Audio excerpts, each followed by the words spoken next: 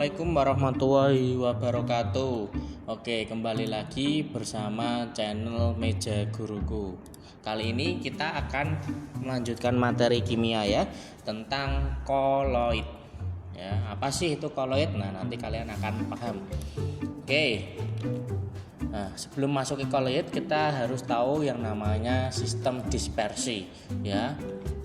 Nah, sistem dispersi itu apa? Nah, kita lihat ini. Air ya campur dengan gula itu akan membentuk yang namanya larutan sejati. Kan air sama gula nyampur ya. Nah, kalau air sama kanji, nah ini dinamakan koloid. Nah, kalian bisa lihat air sama kanji ini seperti menyatu, seperti tidak menyatu. Nah, kalau air sama pasir ya, itu jelas pasti pasir akan mengendap di bawah dan masih terlihat partikel-partikelnya. Nah, yang ini disebut suspensi. Nah, sistem koloid itu dibagi menjadi 3 sistem ya. Sistem pertama adalah sistem dispersi kasar. Sistem dispersi kasar disebut juga suspensi. Suspensi merupakan campuran heterogen antara fase terdispersi dengan medium terdispersi. Nah, bedanya apa? Fase terdispersi itu zat yang terdispersi, zat yang sedikit jumlahnya dibandingkan dengan medium pendispersi. Nah, medium pendispersi itu jumlahnya lebih banyak daripada fase terdispersinya. Selanjutnya ada dispersi halus.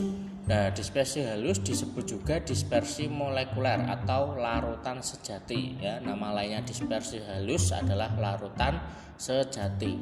Dalam larutan sejati terbentuk campuran homogen. Homogen berarti sama ya, karena fase terdispersi larutnya sempurna dalam medium pendispersi. Jadi tidak ada perbedaan antara fase terdispersi dan medium pendispersi. Jadi mereka benar-benar nyatu. Nah, selanjutnya adalah dispersi koloid. Nah, dispersi koloid itu merupakan sistem dispersi antara dispersi kasar dan dispersi halus. Jadi gabungan antara dispersi kasar dan dispersi halus. Nah, itu adalah dispersi koloid. Campuran terdispersi dengan medium pendispersi dalam koloid tampak homogen. Nah, ini harus digarisbawahi ya, tampak homogen. Kelihatan saja homogen, tapi ternyata sesungguhnya dispersi koloid merupakan campuran heterogen. Nah, kalian bisa membedakan ya dispersi kasar, dispersi halus dan dispersi koloid. Nah, perbedaannya yang pertama, kalau dispersi kasar itu dia heterogen ya, kalau dispersi halus dia homogen. Kalau koloid tampak homogen ya, tapi aslinya dia heterogen. Yang kedua, dispersi kasar itu terbentuk 2 fase ya, kayak tadi air sama pasir. Dispersi halus itu 1 fase. Jadi tidak bisa dibedakan antara fase terdispersi dan medium pendispersinya. Yang ketiga, dispersi koloid. Nah, ini 2 fase. Tapi 2 fase ini dapat dilihat dengan menggunakan mikroskop ultra ya. Jadi kalau pakai mata biasa, mata telanjang ya, dia tidak bisa membedakan antara dispersi fasenya ya, zat yang terdispersi maupun medium pendispersinya. Yang ketiga, kalau dispersi kasar dia keruh, ada endapan. Dispersi halus jernih, bening ya. Dispersi koloid keruh tapi tanpa ada endapan. Yang keempat, dispersi kasar itu dapat disaring, dispersi halus tidak dapat disaring. Yang koloid dapat disaring dengan kertas saring ultra. Nah, jadi bukan kertas saring biasa ya, kertas saring ultra. Yang kelima, dispersi kasar itu cenderung tidak stabil, dispersi halus itu stabil, dispersi koloid juga stabil. Nah, ini yang perlu kalian perhatikan, diameter partikelnya ini lebih dari 10 pangkat min 5 ya. Ini pangkat ya, pangkat min 5 cm. Ini kurang dari 10 pangkat min 7 cm. Nah, kalau yang koloid diameter yang antara 10 pangkat min 7 sampai 10 pangkat min 5 cm. Nah, berikutnya jenis-jenis koloid. Nah, jenis-jenis koloid ini ada 8 ya. Yang pertama padat, fase terdispersinya padat. Fase pendispersi itu sama dengan medium pendispersi ya. Kalau fase terdispersinya padat, medium pendispersinya gas, namanya adalah aerosol. Contohnya asap dan debu.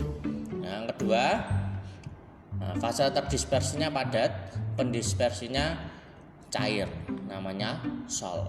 Ya, kalian bisa lihat ya, dan kalian bisa pahami lebih lanjut dan berikut dengan contoh-contohnya. Lanjutnya,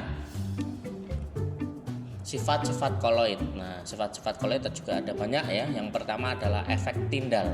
Efek Tyndall itu apa sih? Penggemburan cahaya oleh partikel koloid. Nah, contoh-contohnya, yang pertama, terjadinya warna biru di langit pada siang hari.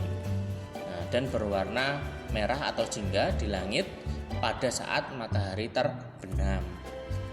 Yang kedua, sorot lampu proyektor di gedung bioskop akan tampak jelas ketika ada asap rokok. Jadi kalau misalnya kalian pernah nonton bioskop, ada yang merokok, tapi biasanya nggak boleh merokok ya. Mungkin ini lebih cocok kalau layar tancap zaman dulu. Nah, ada layar tancap, terus ada orang yang ngerokok ya, itu asap rokoknya akan sangat terlihat jika terkena sorot lampu proyektor. Terus yang ketiga, sorot lampu mobil pada malam hari yang berkabut. Yang keempat, berkas sinar matahari yang melalui celah daun pepohonan pada pagi hari yang berkabut. Yang kedua, sifat koloid adalah gerak Brown ya. Gerak Brown itu adalah gerak zigzag partikel koloid dalam medium pendispersinya. Semakin tinggi suhu, semakin cepat gerak Brown berlangsung karena energi kinetik molekul medium meningkat sehingga menghasilkan tumbukan yang lebih kuat. Nah, contohnya adalah gerakan debu di udara. Nah, ini ada beberapa contoh gambar. Ayo, ini contoh yang apa? Efek Tyndall atau gerak Brown. Kalau ini, ya, kalau ini, ya. Oke, kalian benar semua ya. Yang sebelah kiri adalah contoh efek Tyndall, yang tengah gerak Brown, dan yang sebelah paling kanan adalah efek Tyndall. Selanjutnya, sifat-sifat koloid ada yang ketiga adsorpsi, yaitu penyerapan suatu zat di permukaan zat lain. Contohnya dalam usus norit itu obat ya, akan menjadi koloid yang dapat mengadsorpsi zat racun. Contoh kedua, dalam air tawas ya, tawas terhidrolisis menjadi AlOH 3 kali yang berbentuk koloid dan mampu mengadsorpsi kotoran dalam air, khususnya zat warna. Jadi tawas itu fungsinya untuk mengadsorpsi ya, mengadsorpsi kotoran dalam air. Terus contoh selanjutnya ada penjernihan air tebu pada pembuatan gula pasir dengan tanah diatome dan arang tulang. Nah, ini kalian bisa lihat ya, proses pemutihan gula. Terus zat warna dalam gula akan diadsorpsi sehingga diperoleh gula yang putih. Nah, di pasaran kan ada gula putih, gula coklat ya. Nah, proses penjernihan gula, pemutihan gula itu menggunakan proses adsorpsi. Nah, adsorpsi keringat oleh aluminium stearat yang terdapat dalam roll-on deodoran ya. Deodoran itu juga proses adsorpsi. Nah, selanjutnya sifat berikutnya adalah elektroforesis, pergerakan partikel koloid di bawah pengaruh medan listrik. Contohnya identifikasi DNA manusia, penyaring kotoran debu pada industri pabrik. Nah, itu menggunakan prinsip elektroforesis. Nah, ini saya ada gambar norit ya. Ini contoh adsorpsi. Nah, yang sebelah kanan pada penyaringan asap pabrik itu menggunakan elektroforesis. Nah, selanjutnya ada dialisis. Nah, dialisis adalah penghilangan muatan koloid dengan cara memasukkan koloid ke dalam membran semi permeabel dan kemudian dimasukkan ke dalam aliran zat cair. Nah, contohnya dialisis adalah proses cuci darah. Selanjutnya ada koagulasi. Koagulasi atau penggumpalan adalah peristiwa pengendapan partikel koloid sehingga fase terdispersi terpisah dari medium pendispersinya.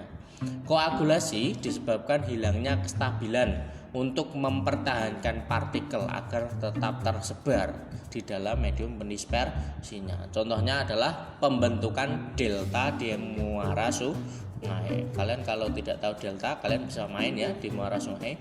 Tapi untuk kondisi saat ini ya jangan keluar rumah dulu ya, karena masih ada virus-virus ya corona, untuk antisipasi agar tubuh tetap sehat.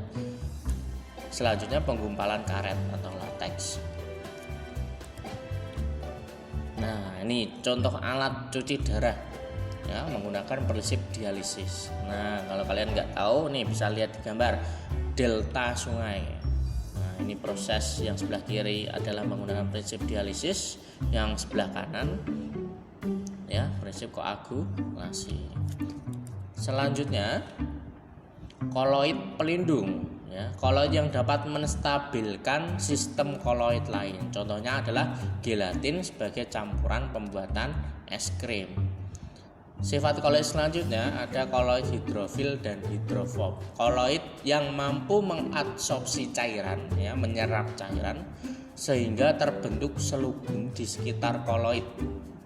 Nah, itu adalah koloid hidrofil. Contohnya agar-agar dan gelembung sabun. Koloid liofob atau hidrofob merupakan koloid yang tidak mengabsorpsi cairan ya, dia takut sama cairan dengan syarat cairan tersebut harus netral atau tidak bermuatan.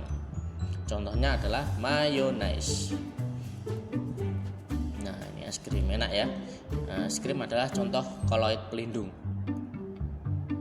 Nah, terus sebelah kanan ini ya, tengah ada mayonnaise dan ada gelembung sabun ya. Oke. Yang es krim itu gelatinnya ya, termasuk koloid pelindung. Yang tengah dan sebelah kanan adalah koloid hidrofob dan hidrofil. Oke, cukup sekian video singkat koloid kali ini.